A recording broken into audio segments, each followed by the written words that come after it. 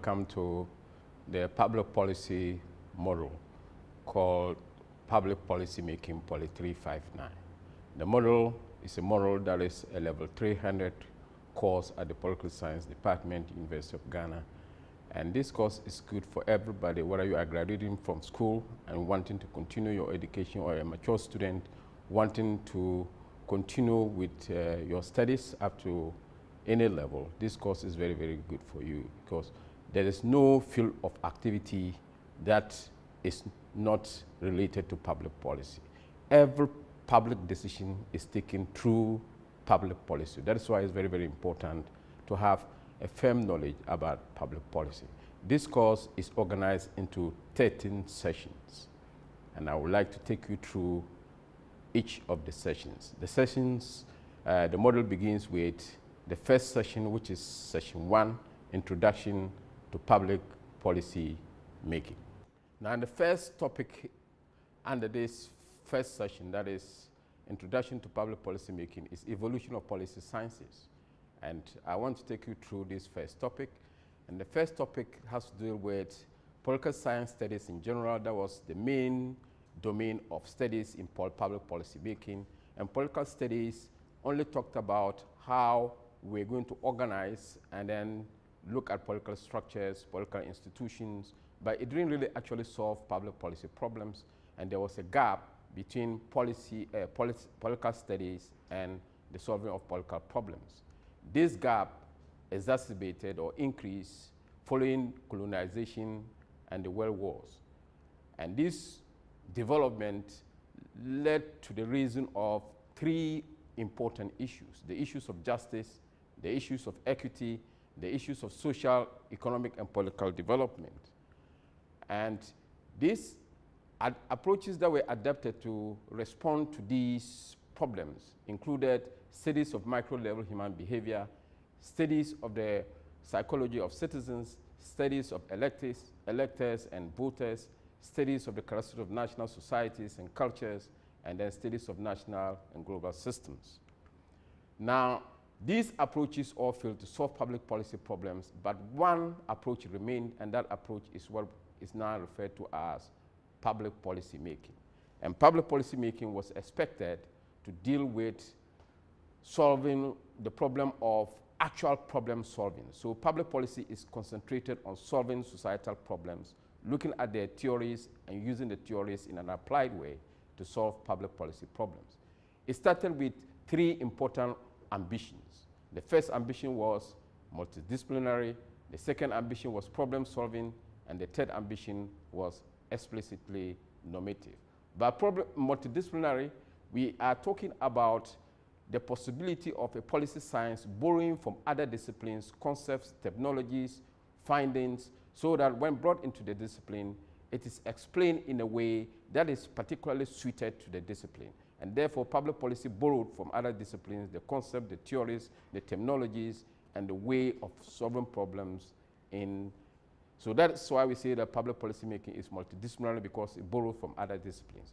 When we say public policy is problem solving, the theories, the issues, and the strategies that are developed in public policy making are meant to solve practical problems. And when we say public policy is explicitly normative, we're talking about a situation where goals, means, values are intertwined with the actions that we use to solve public policy problems. And it was originally thought that these 3 ambitions will be held throughout public policy making. But the concept of multidisciplinarity has remained largely intact because, 1, the concept and terminologies continue to be borrowed from other disciplines, even though when borrowed, they are used in a exclusively distinctive meaning in public policy making. The problem-solving ambition has waned somewhat because recommendations have not automatically solved public problems. Governments sometimes are not receptive to expert advice. Policy problems are complex and sometimes wicked, and there are implementation challenges like money. And that is why the issue of problem solving has not been completely dealt with.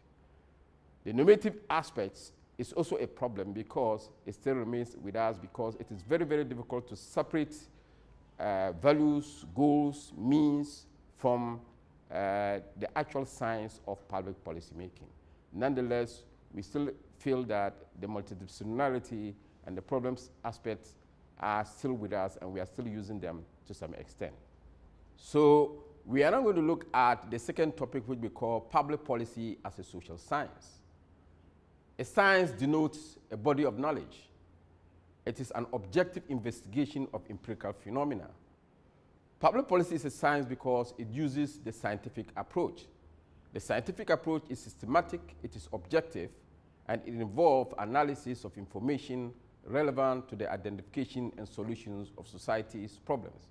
It uses carefully designed research plan with each stage of the work specified.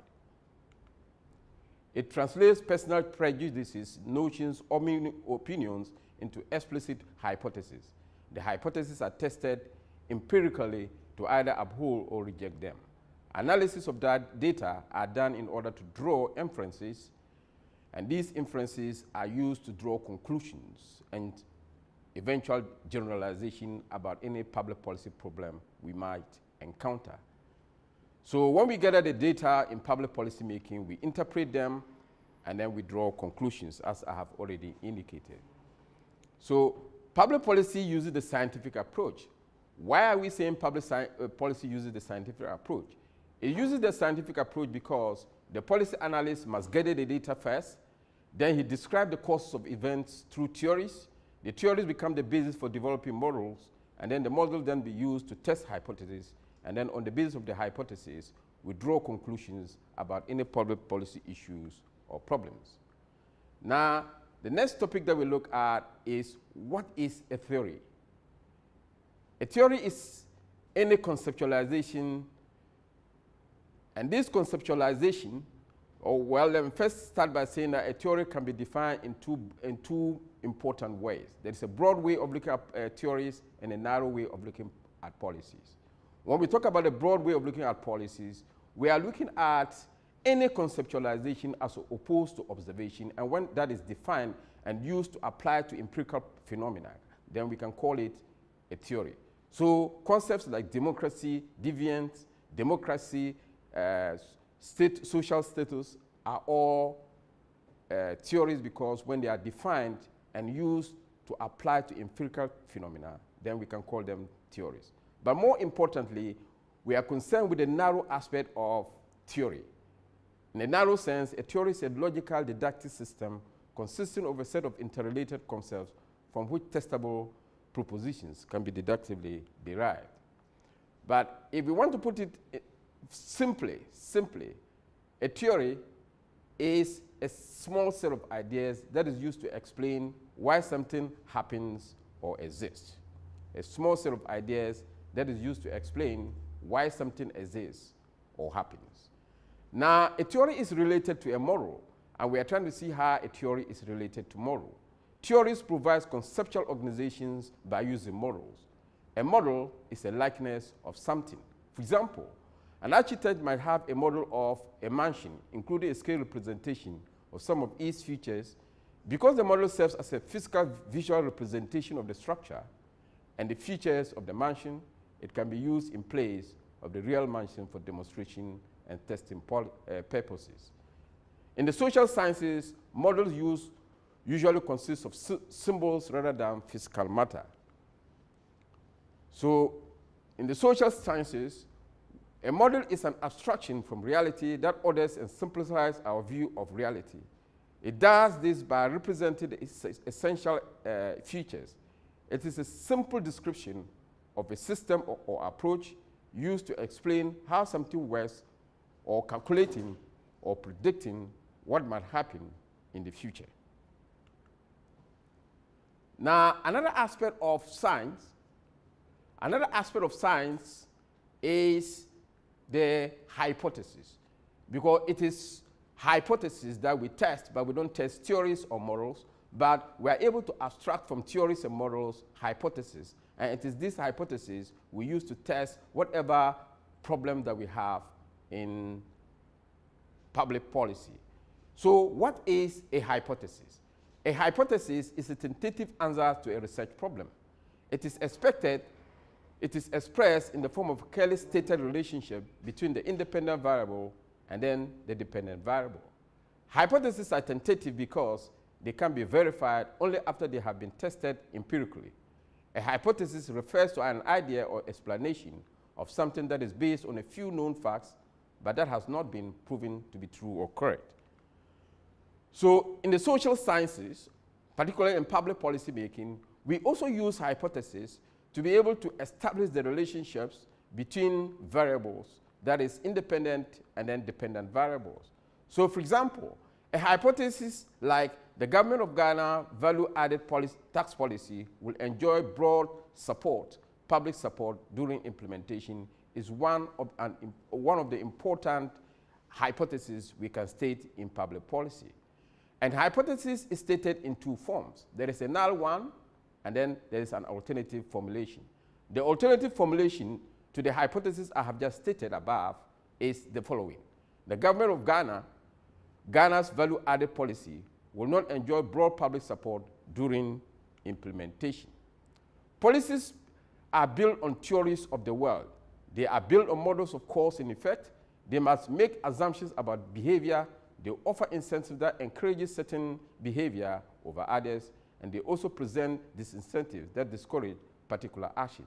They must contain guesses and mechanisms to deal with checking and then encourage compliance. Policy is developed in the midst of uncertainty. It is tested in the most demanding and trying situations. Policymakers learn by finding and correcting errors in policy assumptions and design. And therefore, hypotheses help us to test the assumptions that we have tentatively stated so that they are upheld or rejected in the face of evidence that we gather. And therefore, public policy uses hypotheses, it uses theories, it uses models to be able to test assumptions about public policy problems and those that are workable in practice. So, what are the relevance of theories? Theories and models are used for the analysis of policies. They facilitate communication, they suggest possible explanations for policy action, they provide guidelines and criteria of relevance to focus our efforts on. They prevent aimless search through infinite data, and they give direction to our inquiry into policy problems and ways of solving problems. So we have come to the end of this session, but before I end, let me recap the main points in the session. I have talked about the fact that public policy making originated from the domain of political studies. And the domain of political studies actually looked at political structures, political institutions, but this domain of political studies did not actually solve public societal problems. And therefore, there was a need to devise a new approach that will actually deal with real public policy problems. And that is why public policy was developed. So public policy, once developed, it attempted to solve public policy problems. Yes, in an attempt to solve public policy problems, some of the theories are applied, some problems are solved, but some problems are not also actually solved. I also said that public policy is a social science. And I said it's a social science because it uses the scientific approach. And the scientific approach is systematic, it's logical, and it is rational, with each stage planned with sets of activities that must be concluded and related to the other stages of the research plan. Then I've also said that public policy is a social science because it uses the scientific methods, and we also have to start by looking at a research plan, break down the research plan into stages, and then take each stage and look at the issues, the theories, and the events and problems at each stage. Then I talked about theories and models, and I said that a theory was a set of ideas that is used to explain why something exists or happens.